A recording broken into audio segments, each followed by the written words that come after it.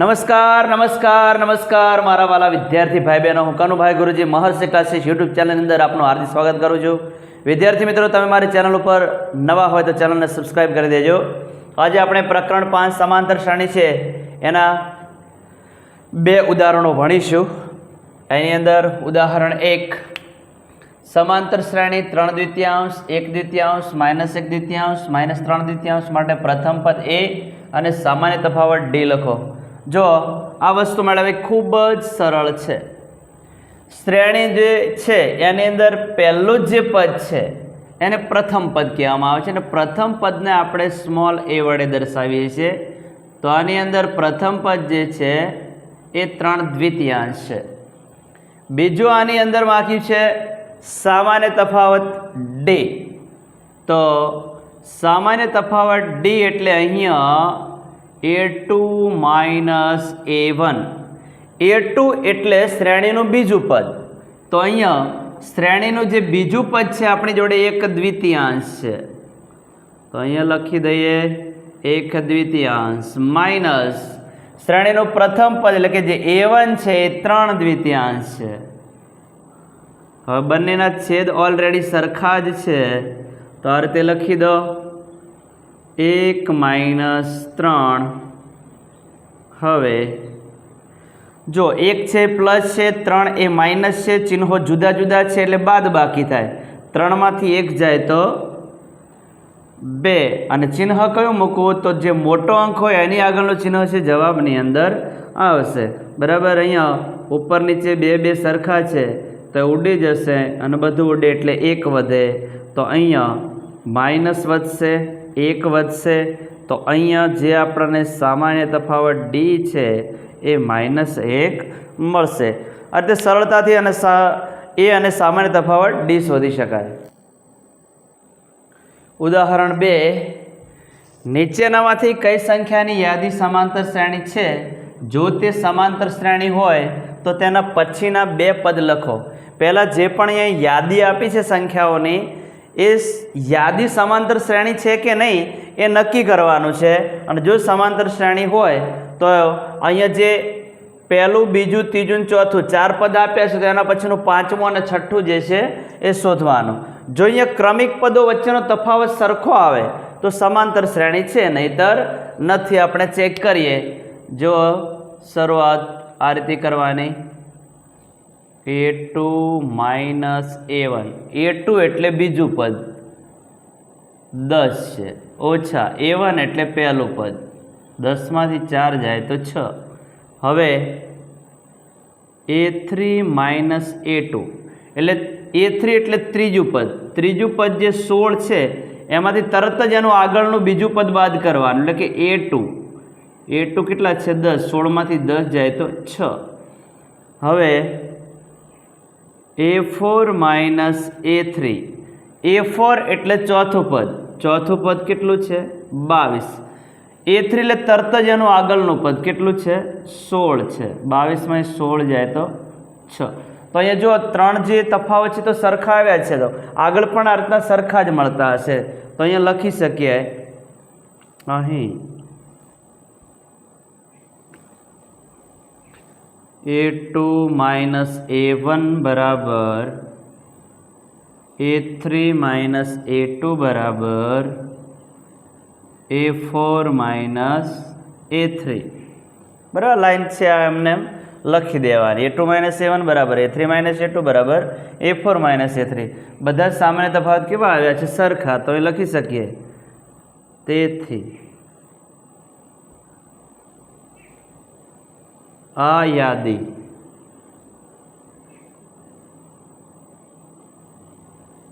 સમાંતર શ્રેણી છે. અહીંયા આગળ લખો તો લખાય જેમાં d બરાબર કેટલા છે? સામાન્ય તફાવત d બધા 6 આવ્યા. કેટલા આવ્યા? 6. હવે સમાંતર શ્રેણી છે એટલા માટે આના પછીના 2 પદ શોધવાના છે. તો પહેલું, બીજું, ત્રીજું, ચોથું ને 5મું આપણે 5મું પદ શોધવાનું છે. હવે 5મું પદ શોધવા માટે ચોથા પદનો આધાર લઈ લેવાનો. ચોથું પદ કેટલું છે? 22 છે. 22ની અંદર સામાન્ય તફાવત 6 છે, ઉમેર દો. એટલે 22 ને 6 કેટલા થશે? 28 થશે. એના પછી છઠ્ઠું પદ એ 6 બરાબર એના માટે પાંચમું પદ જે મળ્યું છે એ 28 પહેલું લખી દો અને એની અંદર સામાન્ય તફાવત 6 ઉમેર દો તો 28 6 કેટલા થશે 34 બરાબર છે। તો આ રીતે કોઈ પણ શ્રેણી સમાંતર શ્રેણી છે કે નહીં એ આપણે નક્કી કરી શકીએ। નંબર 2 1 -1 -3 -5 આ શ્રેણી સમાંતર શ્રેણી છે કે નહીં એ આપણે નક્કી કરીએ તો નંબર 1 ગણ્યો એ જ રીતે a2 - a1 a2 અહીંયા -1 છે એટલે કે બીજું પદ -1 છે। હવે સૂત્રના માઇનસ a1 એટલે પહેલું પદ અહીંયા 1 છે। હવે જો બંનેના ચિહ્નો સમાન છે એટલે ઉમેરવાના એકને કેટલા થશે 2 થશે। બંને આગળ જે સમાન ચિહ્ન છે જવાબમાં આવે તો બંને આગળ માઇનસ છે એટલે જવાબ શું આવશે -2। હવે a3 - a2 a3 એટલે ત્રીજું પદ -3 છે। હવે આપણા સૂત્રના માઇનસ અને a2 એટલે બીજું પદ। હવે બીજું પદ જે છે માઇનસ છે ઋણ છે એટલા માટે આને આ રીતના કૌંસમાં લખવું પડશે બરાબર -3 એમના એમ 12 માઇનસ અંદર એ માઇનસ માઇનસ શું થશે પ્લસ થશે। હવે જુઓ અહીંયા આ માઇનસ છે ને આ પ્લસ છે ચિહ્નો જુદા જુદા હોય ત્યારે બાદ બાકી કરવાની 3 માંથી 1 જાય તો 2 3 મોટા એ માઇનસ એટલે જવાબ શું આવશે માઇનસ આવશે। હવે a4 - a3 a4 એટલે ચોથું પદ કેટલું છે -5 છે માઇનસ આપણા સૂત્રના માઇનસ a3 એટલે ત્રીજું પદ કેટલું છે -3 છે તો એને આ રીતના કૌંસમાં લખી દઈશું -5 એમના એમ। હવે કૌંસની બહાર માઇનસ છે અંદર એ માઇનસ છે માઇનસ ગુણ્યા માઇનસ એટલે પ્લસ થઈ જશે +3। હવે -5 છે +3 છે ચિહ્નો જુદા જુદા છે તો બાદ બાકી થશે 5 માંથી 3 જાય તો 2 5 મોટા એ માઇનસ એટલે જવાબ શું આવશે -2 આવશે। જો બધા તફાવત સરખા આવ્યા અહીંયા પણ અહીંયા આપણે લખીશું અહીં a2 - a1 બરાબર a3 - a2 આ જે લાઈન છે એમને બરાબર કરી લખી દેવાની a4 - a3 તેથી આ યાદી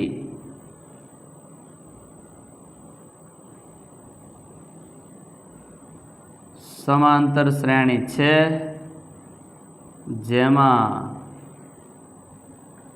ડી કેટલો મળ્યો છે સામાન્ય તફાવત -2 બરાબર। સમાંતર શ્રેણી છે એટલા માટે આના પછીના બે પદ આપણે શોધવાના છે તો પહેલું બીજું ત્રીજું ચોથું 4 પદ તો આપેલા છે તો એના પછી કયું પદ આવે પાંચમું પદ આવે। હવે પાંચમું પદ શોધવા માટે અહીંયા ચોથું પદ -5 પહેલાં લખી દો હવે પ્લસ એની અંદર સામાન્ય તફાવત જે છે આપણો ડી એ ઉમેર દેવાનો છે બરાબર તો -2 અહીંયા બંનેના ચિહ્નો સમાન છે એટલે ઉમેરવાના 5 ને 2 7 બંને આગળ માઇનસ છે એટલે જવાબ શું આવશે -7 આવશે। એના પછી છઠ્ઠું પદ શોધવા માટે -7 જે છે એ પહેલાં એમનું લખી દો પ્લસ સામાન્ય તફાવત ડી જે -2 છે ઉમેરો અહીંયા પણ બંને આગળના ચિહ્નો સમાન છે એટલે ઉમેરવાના સરવાળો કરવાનો 7 ને 2 9 બંને આગળ માઇનસનું ચિહ્ન હશે એટલે જવાબમાં શું આવશે -9 આવશે। તો આ રીતના આગળના પાંચમું અને છઠ્ઠું પદ આપણે શોધી શકીએ। નંબર 3 -2 2 -2 2 અહીંયા ચેક કરીએ કે આ શ્રેણી સમાંતર શ્રેણી છે કે નહીં તો a2 - a1 બરાબર a2 એટલે બીજું પદ અહીંયા 2 છે સૂત્રના માઇનસ a1 -2 છે અને કૌંસમાં લખીએ આ રીતે હવે 2 12 એ માઇનસ અંદર એ માઇનસ માઇનસ +2 2 ને 2 4 મળ્યા છે। હવે a3 - a2 એટલે ત્રીજું પદ -2 સૂત્રના માઇનસ અને a2 એટલે બીજું પદ 2 છે। હવે બંને ચિહ્નો સમાન છે એટલે ઉમેરવાના સરવાળો થાય 2 ને 2 4 થાય બંને આગળ માઇનસનું ચિહ્ન હશે એટલે જવાબમાં શું આવશે?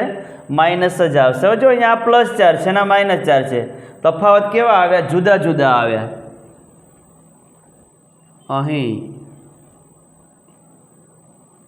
a2 - a1 is not equal to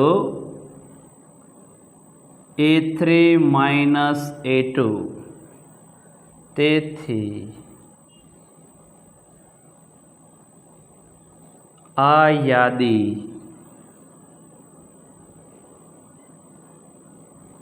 સમાંતર શ્રેણી નથી. ઓકે, આ શ્રેણી ચેક કરીએ હવે. તો હવે a2 - a1, a2 એટલે બીજું પદ કેટલું છે? 1 - a1 એટલે 1, 1 માંથી 1 જાય તો 0. હવે a3 - a2, a3 એટલે ત્રીજું પદ 1 જ છે, માઇનસ બીજું પદ 1 જ છે, 1 માંથી 1 જાય તો 0. બે સરખા આવે છે તો ત્રીજું ચેક કરવું જોઈએ. ત્રીજું ચેક કરીએ. જો અહીંયા a4 - a3, 1 2 3 ને 4, a4 એટલે ચોથું પદ 2 છે, a3 એટલે ત્રીજું પદ 1 છે, 2 માંથી 1 જાય તો જુદું આવ્યું. બરાબર, જુદું આવ્યું એટલા માટે આ શ્રેણી પણ સમાંતર શ્રેણી નથી. અહીંયા લખીએ, અહીં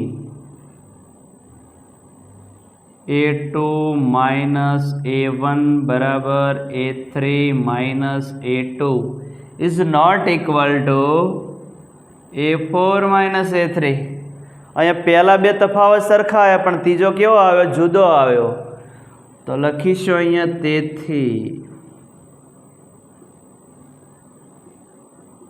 આ